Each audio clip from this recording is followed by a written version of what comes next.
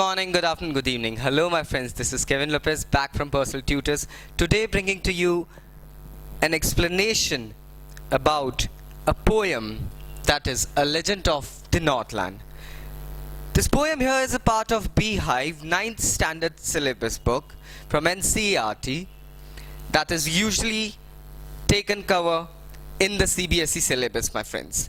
We at Personal Tutors have been providing you expert guidance by giving online sessions, providing you videos, YouTube playlists on various subjects, standards, books, chapters of the NCERT syllabus. We have been providing various subjectual analysis and explanations for high school, for graduates, various competitive exams. I personally am providing the English literature subjects.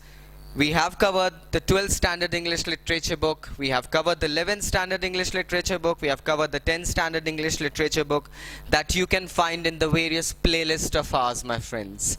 We hope our sessions help you out to simplify your studies and just give out a few minutes of yours and understand the briefs of the chapters so that you can go ahead and personally, without the help of anyone else, try to solve the sessions. That is what we at Personal Tutors have been doing, my friends. Today in the series, I'm taking up a poem that is a legend of the Northland. It is written by a pseudo poet named Carey, basically an Irish person, and emancipates Saint Peter, who is the patron saint of Ireland. The Northland usually here refers to the place deserted, snowy, sort of Greenland, So that's what here is explained. It's a story about an old lady and Saint Peter and how the old lady's greed and selfishness punishes her. So let's have a look at the chapter stanza wise. The first stanza is away, away in Northland, where the hours of day are few and nights are so long in winter they cannot sleep them through. Away, away in Northland. As the story starts, like mostly the fairy tales, they start. Since this, my friends, is not a poem, but it is a true legend that even today people in the northern lands, that is the Ireland, the Greenland, usually tell to every child in their family so as to go ahead and provide the child the abscondence of greediness from their life. This poem clearly depicts not being selfish. Thus, it is a lesson, provides a moral to kids of not being selfish or to bear the consequences. It says, where the hours of days are few and the nights are so long in winter, they cannot sleep them through. My friends, do you know at the poles, the North Pole and the South Pole and the countries nearing them, the nights are usually long. It's usually said that the sunlight scarcely reaches the poles, thus providing wee hours of nights and a very short time of the daylight, my friends. So the wee hours of the night may last from a few weeks to a few months as well. You cannot see the sun rising beyond the horizon or still just coming up at the horizon and then going down again. So the whole sky is almost as dark and gloomy as a night. You cannot sleep them through. You cannot sleep for whole weeks or months, my friends. So that's what here poet clearly depicts. Where they harness the swift reindeer to the sledges when it snows, and the children look like bear cubs in their funny flurry clothes. Wow, beautifully said, my friend. Where they harness the reindeers. My friend, the reindeers are usually used in the polar regions for rides, and to the sledges when it snows. Obviously, the reindeers are bound to the sledges. If you remember the legend of Santa Claus, it is the Santa Claus who usually comes on the reindeers and gives out gifts at the Christmas Eve. So that's what here is clearly depicted. This is a story from the land. This is a poem about a land where it snows, and when it snows you need to ride on a sleigh, and the sleigh is adorned by reindeers. The children look like bear's cub. Children are dressed so beautifully. They are covered in their coats and furs, so as if they look like little bear cubs, my friends. Stanza 3 says, they tell them a curious story, I don't believe it's true, and yet you may learn a lesson if I tell a tale to you.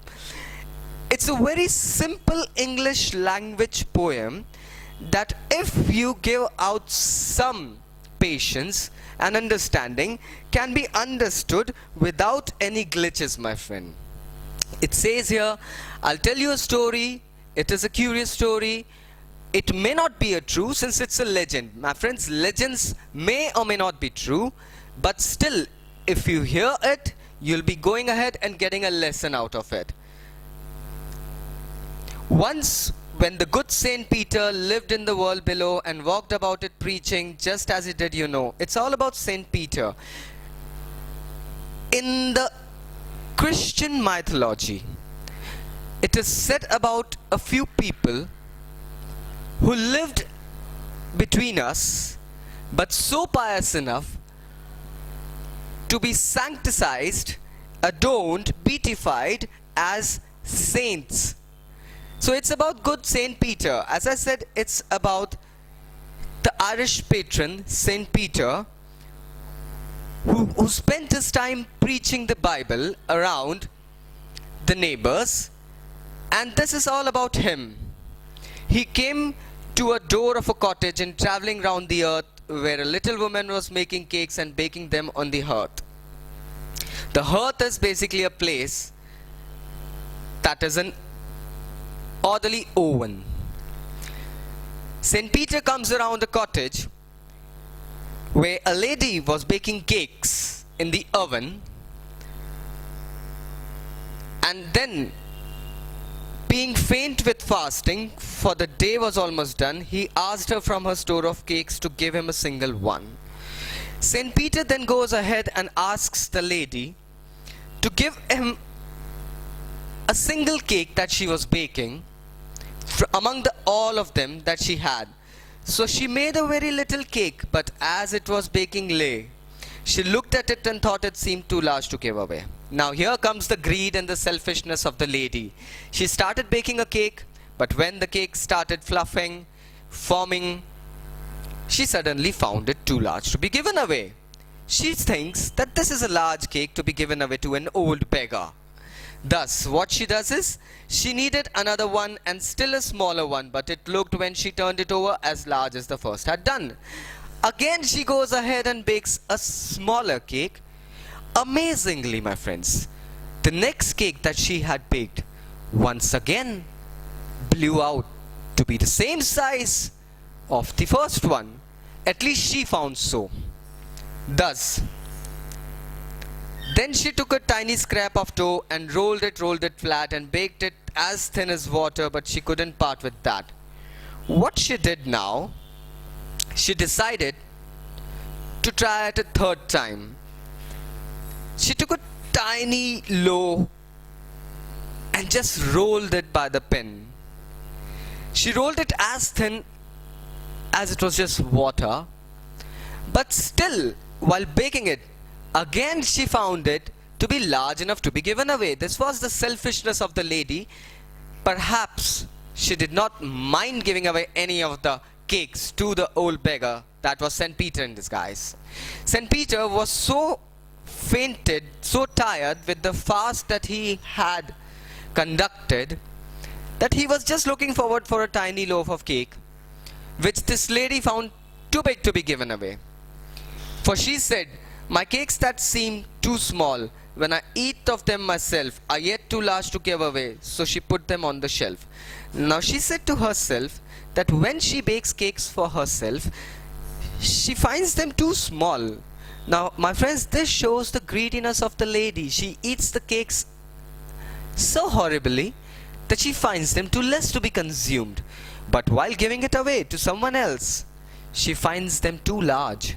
This shows the puny mentality, my friends, of the lady who is actually not concerned with the feeling of giveaway. She is concerned with what exactly is called selfishness of not providing the thing. Then good Saint Peter grew angry, for he was hungry and faint, and surely such a woman was enough to provoke a saint. Saint Peter then grew angry. Obviously, an old person who was hungry, tired, due to long fast, looking forward for something to eat, found the old lady to be selfish enough to provide him anything that could be as small as a tiny cake. This really provoked him. And he said, "You are far too selfish to dwell in human form, to have both food and shelter and fire to keep you warm." Thus, St. Peter here says to the lady that you are a person who does not require to live in a human form. You don't require the human shelter. You don't require the human food. All you need to do is basically just go ahead and provide the fire. That is all that you can do.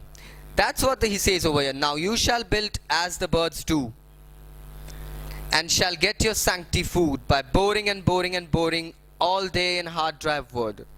Now he said to her, he cursed her, my friends, by saying that all I can do right now is to curse you to become a bird and search for your food as they do, by putting in your beaks into the wood as all other birds do. That's what basically he was doing, is that. Then up she went through the chimney, never speaking a word, and out of the top flew a woodpecker, for she was changed into a bird. The lady now goes up the chimney, flew out of it as a bird, as a woodpecker, that today every kid out there sees. This is what St. Peter cursed her to be, my friends. He cursed her to become a woodpecker and fly around, and thus the curse came true. She had a scarlet cap on her head, and that was left the same, but all the rest of her clothes were burned black as coal in the flame. My friend, if you observe a woodpecker, he has got a red peck, a red comb on his head, and his body is black and shiny. That's what said that the lady, while going up the chimney, got all her clothes burnt. It was only the red cap that she had on her head still remained, thus giving out a clear picture of what a woodpecker is. And every country schoolboy has seen her in the woods, where she lives in trees this way, boring and boring for food. And this is the lesson she teaches: live not for yourself alone, lest the needs you will not pity shall one day be your own. Give plenty of what is given to you, listen to pity's call. Don't little, the little you give is great, and as much you get is small. She lives as a woodpecker now, giving out a message to every schoolboy, my friends. As I said, this is a legend said to every kid in the Netherlands.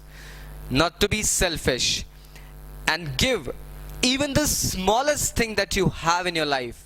Give it away, because the feeling, the gratitude of giving away would be providing you a nostalgia, would be providing you a blessing, and above all, getting rid from the curse that she suffered, my friends, over here.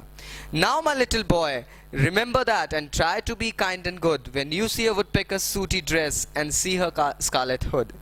Here, the poet clearly says to the children around, whenever you encounter a woodpecker, just go ahead and remember this legend, that the lady who had been selfish has now turned to a woodpecker, searching for her food by peeking in, by hitting at the beaks in the woods, in the tree trunks, and trying to find the food, my friends.